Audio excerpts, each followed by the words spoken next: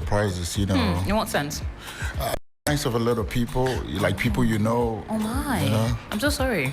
Yeah, people you know dying, and it's a bit scary because you know, back in the days when you hear the demise of someone, it's probably someone very far away. Yes, you don't know. yes, now people close to us, people in our circle, and it's so far so good. Yeah. But the death of people has been quite jarring, I can imagine.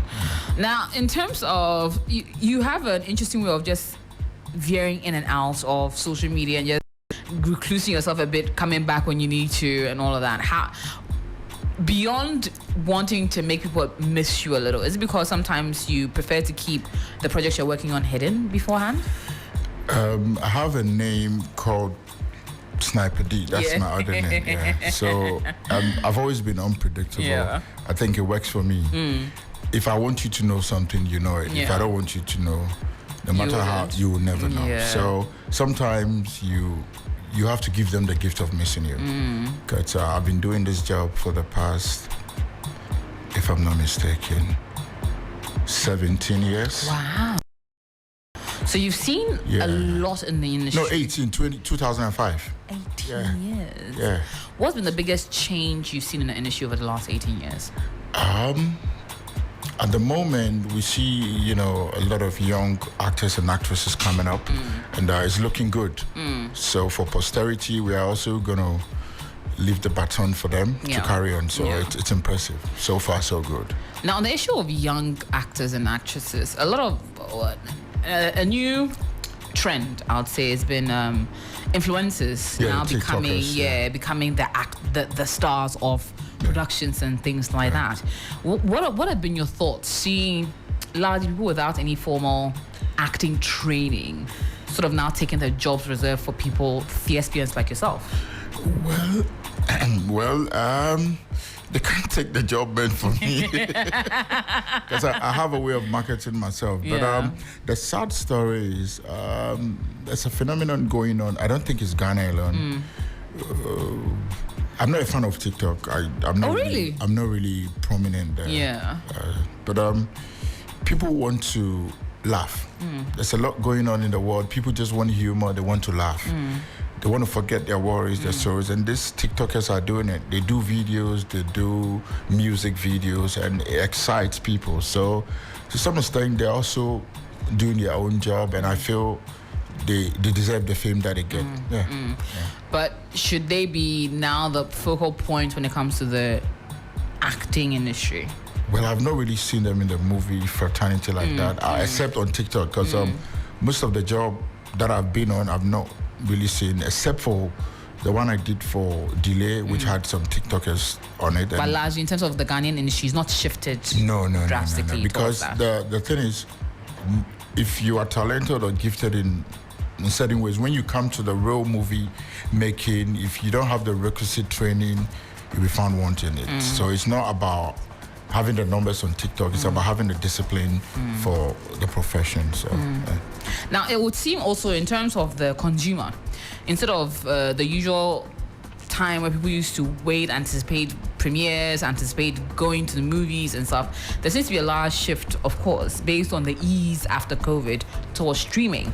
Not only streaming, now a lot more on YouTube-centered videos and short content and easy to digest content on the go. Do you think that is affecting the craft in some way, shape, or form? Tradition has given way to what's it called?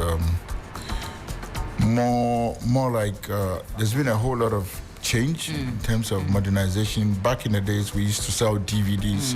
You see them in traffic. So if a movie is coming off, you see people holding the posters. The anticipation in traffic, is good. there, But now everything is streaming. And when we went on the lockdown, a lot of people sought to join Netflix. So almost everybody has Netflix on their phone. They love to stream. And social media is a big market right now. So at the moment, people would love to see a content that is thought-provoking, a content that as soon as they see, they consume it. It wouldn't be a content that you want them to go with you on a journey of 1 hour, 2 hours, when they can watch a skit for 5 minutes and get excited and get the same vibe. So what we the filmmakers are doing right now is to give them what they want. So even personally, I do skit with Calibers, General and Tetia, Bismarck. On a normal day, it's not something I would have done. Some of them are very hilarious. Yeah. I do them to also show the other side of me that I could also be comical. I could also, excite people at home besides the serious drama and the lover boy roles and stuff. So there's a shift. Yeah. And some of the people that are not abreast with what is happening are behind.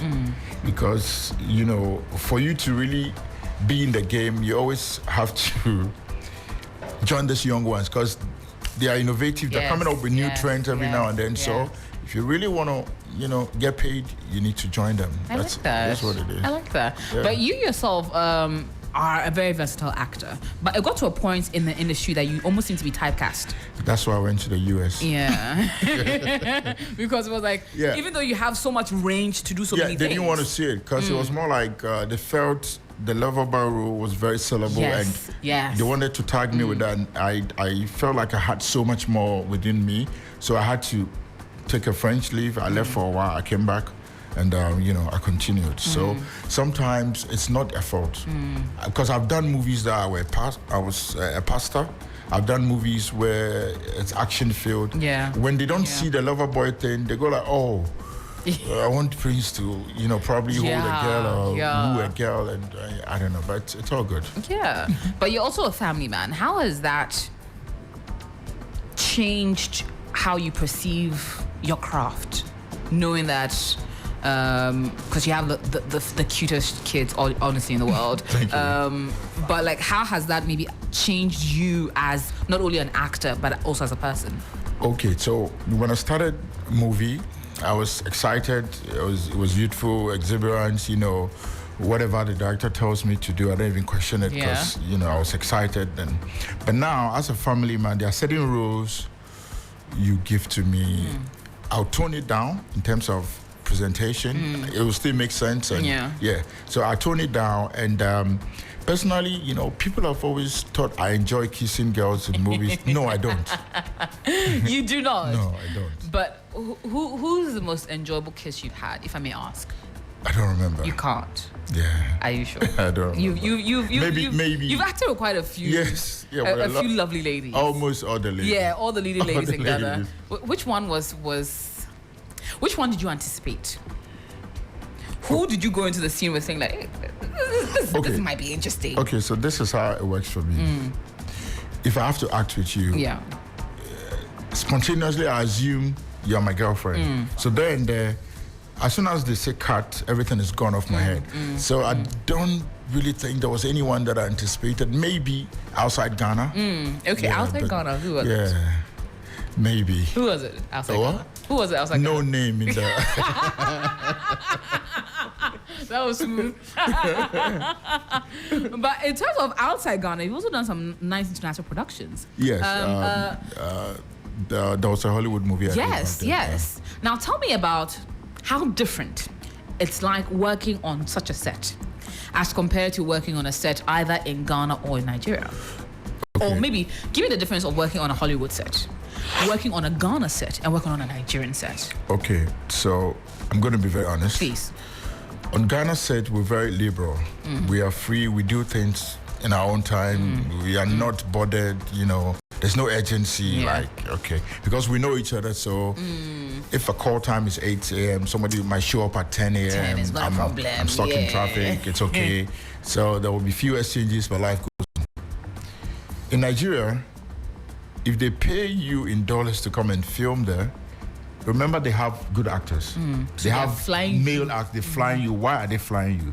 So once you get to your hotel, it's work. You get to your hotel, you drop your bag, they take you to the set.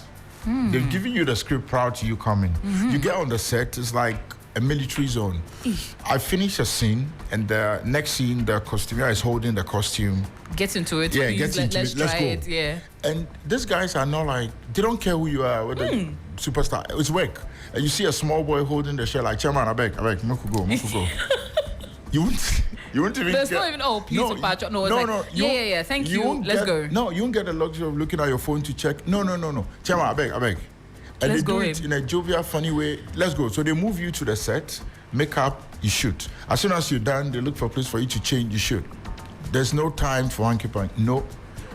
In Hollywood, international productions, you know they are paying you big. And among the lot, they chose you. So you respect yourself and you discipline yourself. There are no phones on set. Wow. And you can't go out there and forget your lines. So I was really ready. Because it's highly professional. It's highly everything. Everybody's doing their job. There's no time for sentiment, or if you're doing something wrong, the director tells you to your face, just tell it to your face. Then they're like, I'm not feeling it. This is not what we brought you here for. Yeah.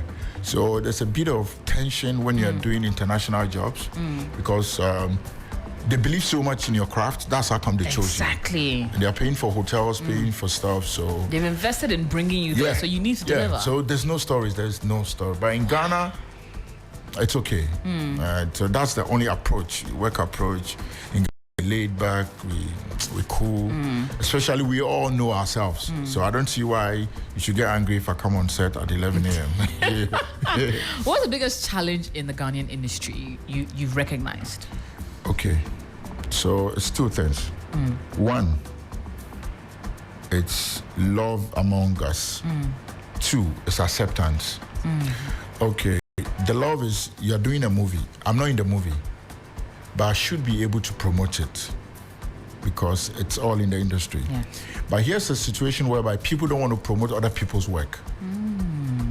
If you go on my page, you see I promote almost everybody, whoever, whatever. Yeah, it's going on. Somebody's having a birthday. But I decided to stop because I noticed I've been doing it for years. And no one does it for you.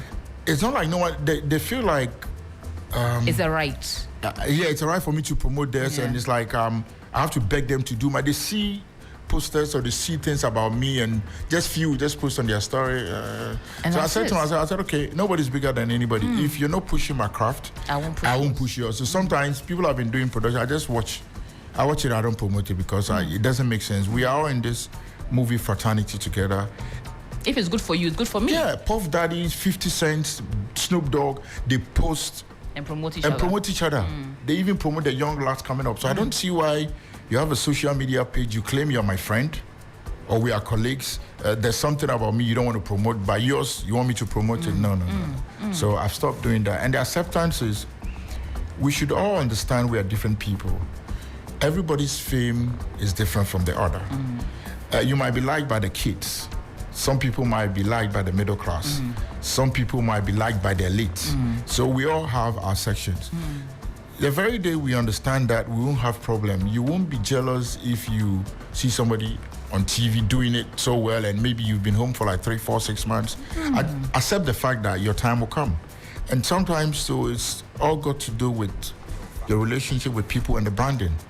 So if we are able to accept each other and love each other, this industry will go far. Wow, I love that. Well, I'm here with Prince David Osei. He is my co-host for today on 3FM Drive. If you have any question you want to ask him, of course, use the hashtag 3FM Drive or tweet at us at 3FM927 on Twitter. Or finally, you can use the WhatsApp number 0550-052-927. Soon we'll open the phone lines and allow you also call in and then big up Prince David and tell us how your holiday is also going.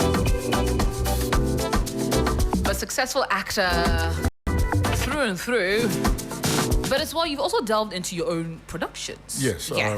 I have a PDO Productions. Been doing, I think one of the movies that we shot was Dismayed As You Pray. It's a Christian movie. Wow. I was a pastor in that movie. And amazing. Now, how easy is it creating your own production? It's something I do every day. And, I've done this production thing over the years, so I've gained the necessary experience. So it's not a big deal going on set. I'm doing my own thing. Yeah. Okay. Now, in terms of productions that you may miss, is there any that you miss? Have you ever thought about it and said, oh, maybe this movie or this series or this production, I actually miss it and wish it would come back on air? Maybe like a which one have I seen you? About to Wed, perhaps. Yeah, About to Wed was the beginning for me. Yeah. I wish I could go back to it because that was Do you? Yeah, that was the standard. Really? About to Wed, that was what outdoored myself and John. About to it. No, it was actually hilarious. Yeah. It really was. You guys were two guys and and two ladies. I didn't even know what I was doing there. When I look back at the videos, I just laugh. Yeah. Would you ever consider bringing back something like that, maybe under your own stable? Oh yes, but haven't thought about it. But now that you've pointed out, I think it's something I can do easily. Yeah, because it was really fun. It really was, and it set a precedent. Like everyone used to watch it in some way or the other. Yeah, very exciting. So I'll revisit it. Yeah, directing yourself. I don't want to be jack of all trades. So normally, if I'm a producer, executive producer, I allow other people to direct it. So I just play whatever role I'm supposed to play. Okay, but will we see you doing some directing? Oh yeah. Recently somebody contacted me for a directing job. But I was traveling. I'm always traveling. I was traveling, so I couldn't do it. Okay. Yeah. All right, I like that. So we will see some. Oh yeah, my directorial debut Sunday. I like that. Well, we're having a fabulous. What's